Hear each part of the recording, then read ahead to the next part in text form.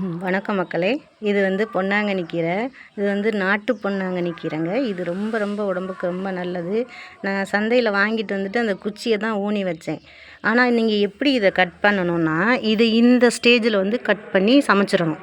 இதுக்கு மேலே பூ வந்ததுன்னா அது வந்து நல்லா இருக்காது, முத்திரும், சொன்ன மாதிரி வந்துடும் தண்டுலைலாம். இதுதான் கரெக்டான ஸ்டேஜ். இங்கே பாருங்கள், அப்படியே அழகாக தண்டு தாமரை தண்டு மாதிரி இருக்குது. சமைச்சிங்கன்னா பருப்பு போட்டு சமைச்சிங்கன்னா கண்ணுக்கு ரொம்ப நல்லது பொன்னாங்கண்ணி கீரை. நீங்கள் வாங்கினீங்கன்னா சந்தையில் வாங்கி ஒரு தரம் குச்சி ஊனி வச்சிட்டிங்கன்னா அதுக்கப்புறம் உங்களுக்கு எந்த பிரச்சனையும் இல்லை. வாரத்துக்கு 2 தரம் கீரை நீங்கள் சமைச்சிடலாங்க. ட்ரை பண்ணி பாருங்கள். ஆனால் வளங்க சுத்தமான இடத்துல வளங்க. வளர்க்கவே வேண்டாங்க.